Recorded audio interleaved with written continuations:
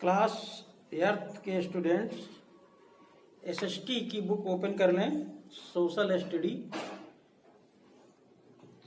और इसमें civics chapter 3 judiciary means न्यायपालिका, ये चैप्टर आप ओपन करें।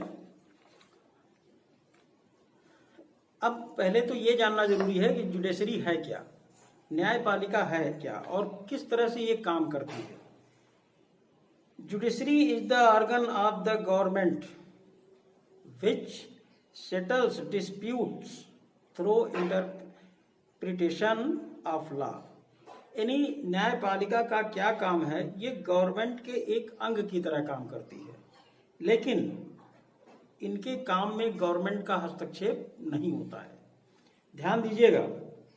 और जितने भी डिस्प्यूट होते हैं वो चाहे लोकल स्तर पे हों या फिर नेशनल लेवल पे हों, सभी डिस्प्यूट को लॉ के अकॉर्डिंग सेटल करने का काम जुडिशरी करती है।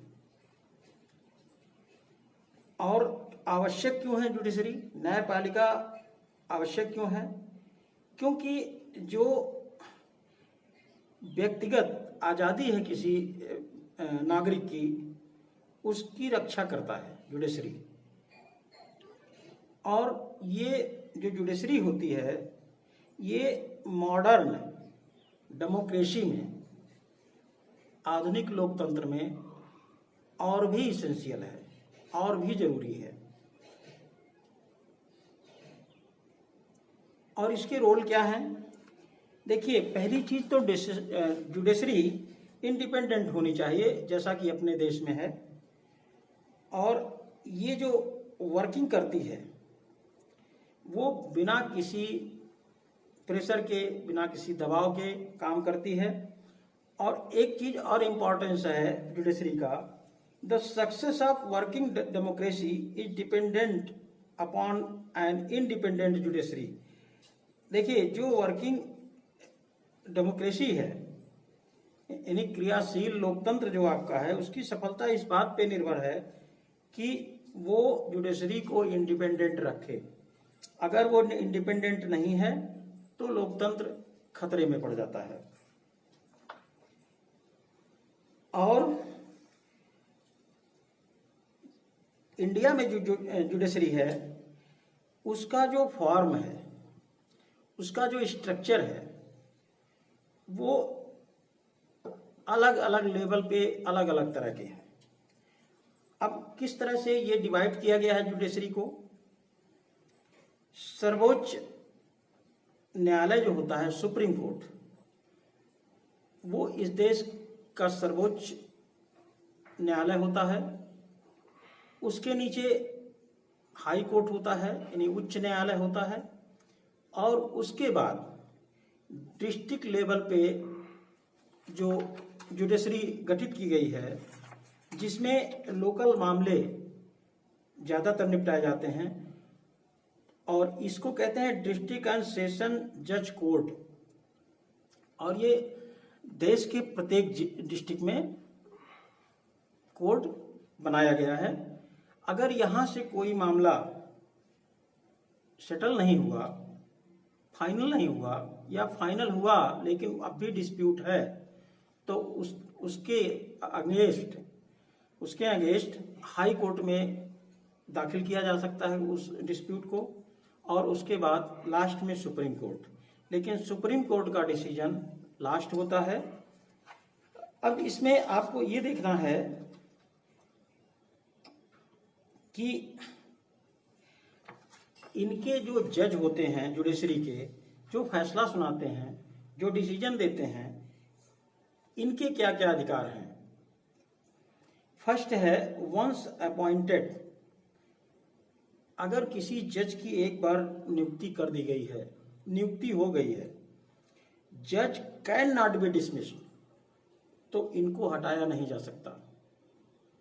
जज को फिर हटाया नहीं जा सकता, उनको डिसमिस नहीं किया जा सकता। अगर किया जा सकता है तो किस तरीके से? They can only be impeached by the special resolution of parliament on the ground of misconduct और मिसबिहेवियर, यानी इनको आपको पार्लियामेंट में जाना पड़ेगा, पार्लियामेंट में ग्राउंड के आधार पे उन्होंने क्या गलती की है, क्या गलत व्यवहार किया है, ये ब्लेम लगाना पड़ेगा। और वहां से जब पार्लियामेंट इसकी अनुमति देगी कि इस जज को डिसमिस कर दिया जाए, तभी वो डिसमिस हो सकता है, नहीं तो एक बार अपॉइंटमेंट होने के बाद जज को डिसमिस नहीं किया जा सकता। सेकंड क्या है, the salary and allowances of the judge cannot be reduced during their tenure of office, यानी इनकी जो सैलरी होती है, इनका जो वेतन भत्ता होता है, वो कभी भी रिड्यूस नहीं किया जा सकता, कभी भी कम नहीं किया जा सकता जब तक ये सर्विस में हैं या कोई भी परिस्थिति आ जाए, लेकिन इनके सैलरी में कटौती नहीं की जा सकती है। थर्ड है, there can be no critical comment on the working of जज बाय द पार्लियामेंट और एनी अदर बॉडी।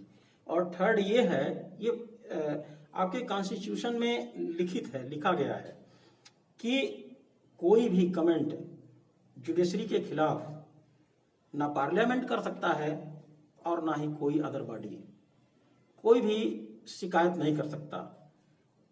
बस ये लिखा गया है कि अगर किसी जज ने कोई भी फैसला, कोई भी डिसीजन गलत ले लिया है तो उसके खिलाफ उसके अपर कोर्ट में आप जाकर के उसका अपोज कर सकते हैं, लेकिन उस जज के ऊपर आप पर्टिकुलर या किसी भी तरह से कमेंट नहीं कर सकते, क्योंकि उसके अगर ऐसा आप करते हैं तो अवमानना की कार्रवाई की जा सकती है।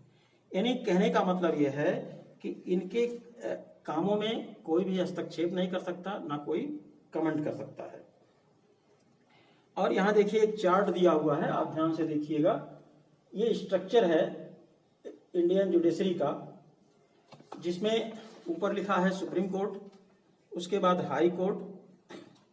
हाई कोर्ट एवरी स्टेट में होता है, सुप्रीम कोर्ट सिर्फ दिल्ली में है और पूरे देश में सिर्फ एक सुप्रीम कोर्ट होता है।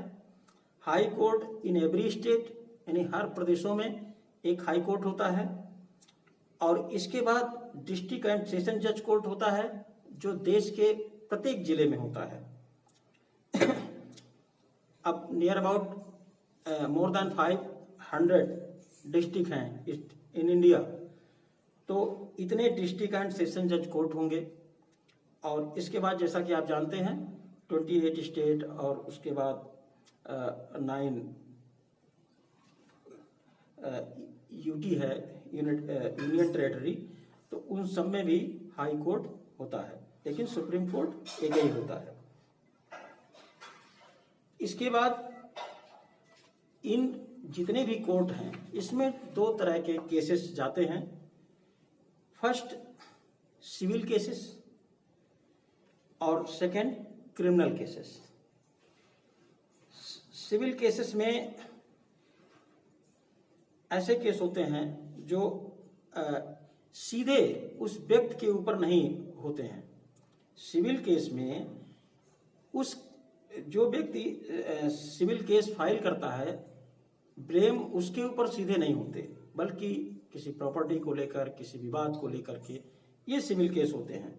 लेकिन क्रिमिनल केस जो होता है वो सीधे डायरेक्ट उस बॉडी पे होता है, जैसे मर्डर कोई किया है, रॉबरी किया है, क्रिमिनल कॉन्स्पिरेसी है, या तमाम तरह के जितने भी अपराध हैं, ये क्रिमिनल केस के अंतर्गत आते हैं।